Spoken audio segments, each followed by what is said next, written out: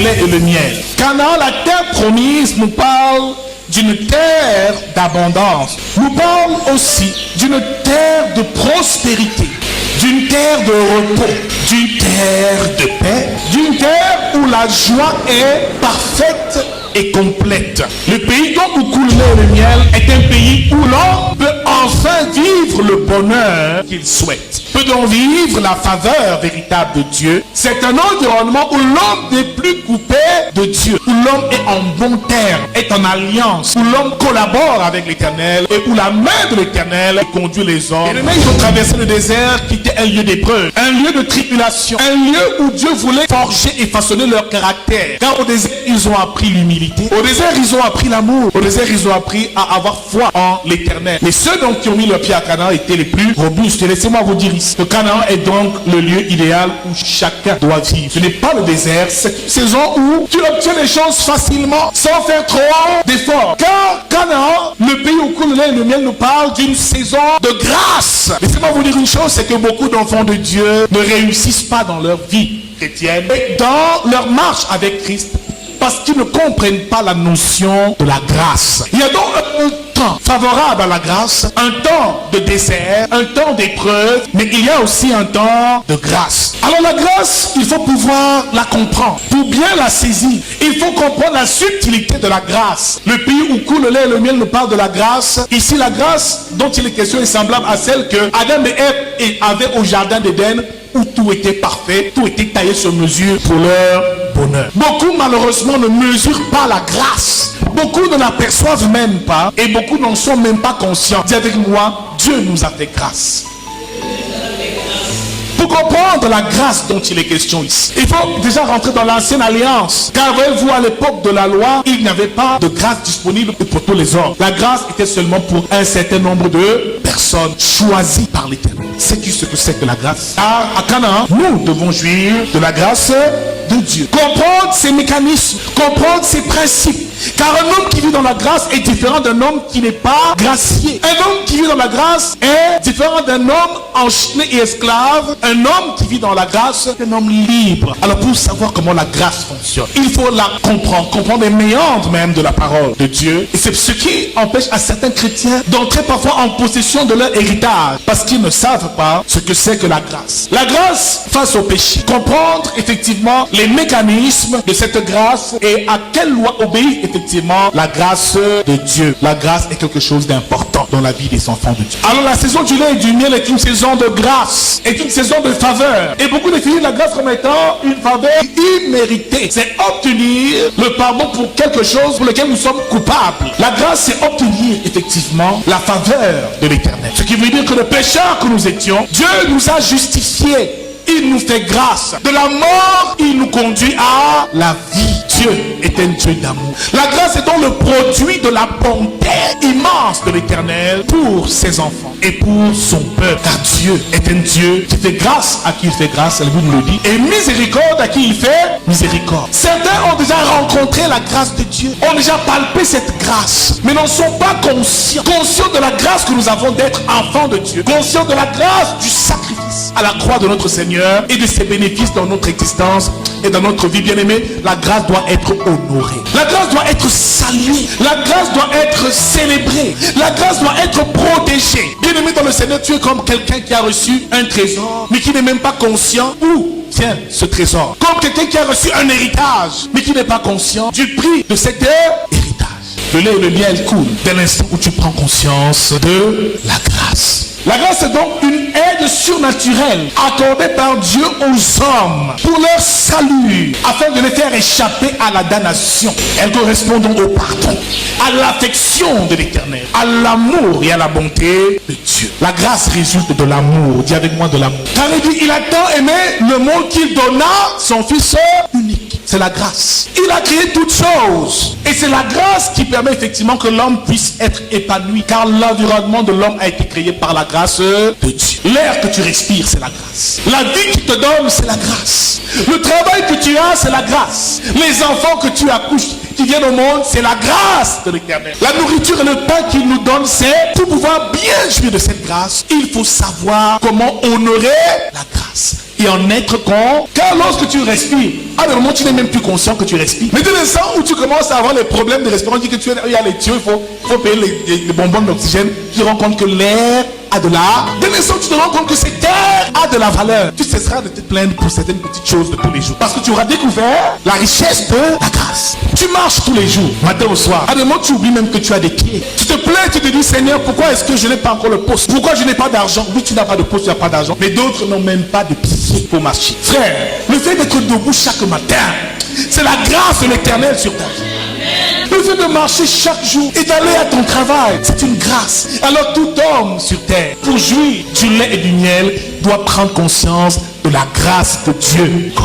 Tant que tu n'es pas conscient de cela, tu ne peux pas jouir de l'abondance. Car la grâce, nous le verrons tout à l'heure, conduit à l'élévation, à la gloire et même à l'abondance. Nous comprendrons tout à l'heure. Mais il faut déjà en être conscient et il faut honorer Dieu pour cela.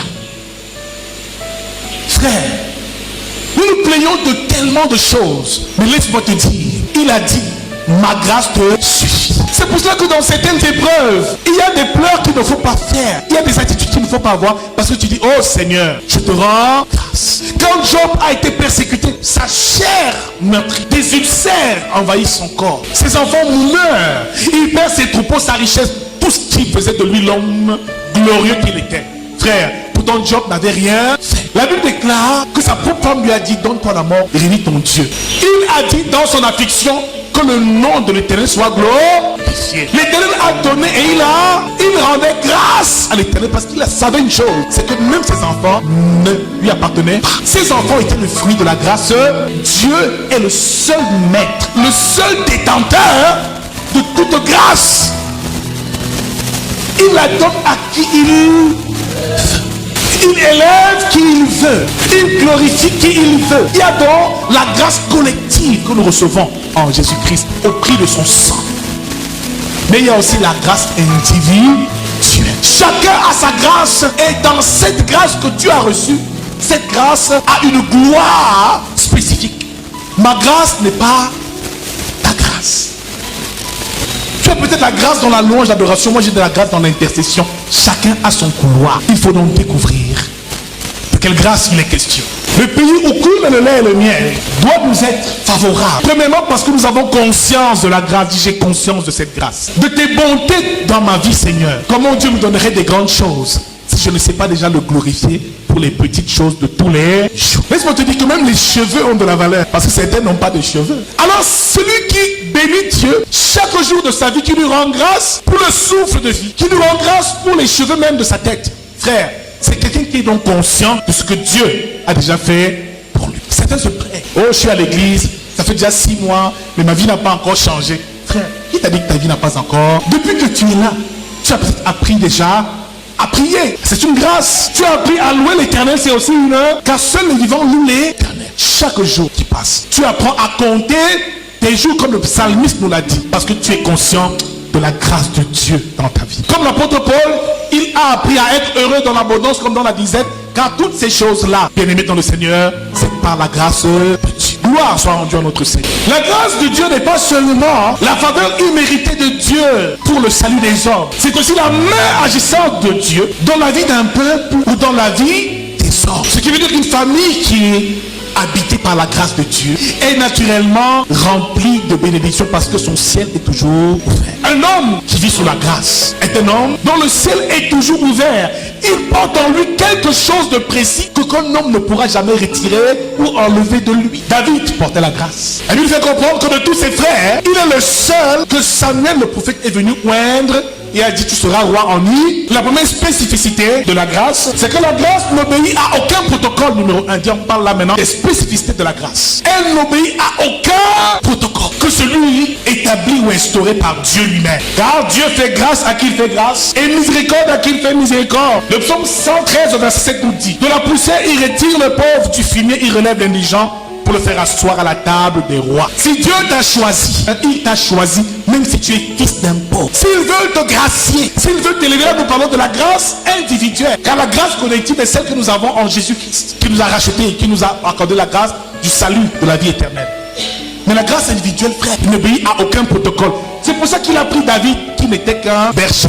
Il a fait de David un roi. La grâce est capable de te sortir de ta triste et pauvre condition. Un jour, le lendemain, tu t'assieds à la table des chefs d'État et on t'écoute. La grâce donc te qualifie. Et laisse-moi te dire que chacun a sa grâce dans un domaine précis. Et chaque grâce est attachée à une portion de la gloire de l'Éternel. Quelle grâce portes-tu? Découvre la grâce que tu portes. Ça peut être dans le monde des affaires. Ça peut être simplement même dans la restauration. Ça peut être simplement dans la vente importée. Ça peut être dans la couture, dans la coiffure. Ça peut être dans l'informatique. Le problème, c'est que les gens ne demandent pas à Dieu quelle grâce excellente as-tu réservée à ton serviteur. Quelle est ma grâce? Donc chacun a sa grâce. C'est pour ça qu'on perd le temps à être jaloux des uns des autres. Au lieu de combattre la grâce d'autrui, frère, découvre la tienne et laisse Dieu manifester sa gloire au travers de la grâce qui est en toi. Deuxième caractéristique, la grâce ne tient pas compte de l'époque, du temps, des circonstances. La grâce a saisi Paul. Son auteur, celui qui persécutait les chrétiens, c'est lui que Dieu a choisi. David a été choisi. Joseph a été choisi. Pourtant, il est le dernier de sa maison, mais c'est lui que Dieu a. C'est celui que la grâce s'est reposée. Bien-aimé dans le Seigneur, ne néglige jamais la grâce de Dieu dans ta vie. Parce que la grâce, il faut veiller sur elle.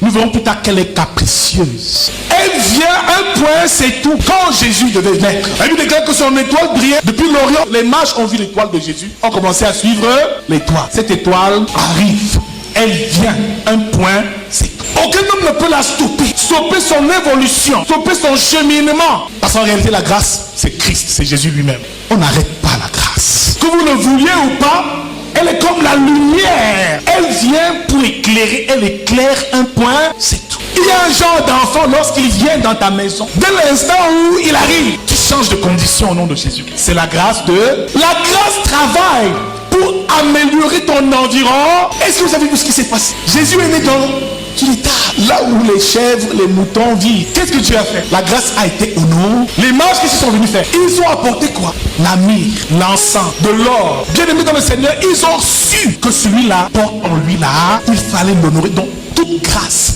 doit être honorée.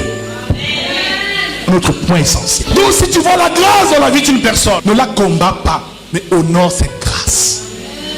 Troisième point, honore la grâce, célèbre la grâce et valorise la grâce. Il y en a ici qui s'amusent. Tu vois une soeur à l'église, elle chante, tout le monde est béni. Waouh, waouh, bien aimé, elle a la grâce. Alors elle la cesse de dire à Kaesh, elle veut montrer qu'elle chante trop quoi. Tu te condamnes toi-même. La sœur a eu la grâce de se marier. Frère, honore son mariage. Tant que tu continues à déshonorer son foyer. Le mariage est une institution divine. Celui qui s'attaque au mariage, le mariage est au-dessus des mariés eux-mêmes. Pour ceux qui ne savent pas, c'est une institution divine. Le mariage est donc au-dessus des mariés. Celui qui s'attaque au mariage, s'attaque à Dieu, lui. Je parle là ici aux femmes qui vont chercher les maris des autres. Ça veut dire que tu as déshonoré le mariage du prochain. Frère, c'est le même pour toi de te priver de mari toute ta vie. La grâce doit être honorée.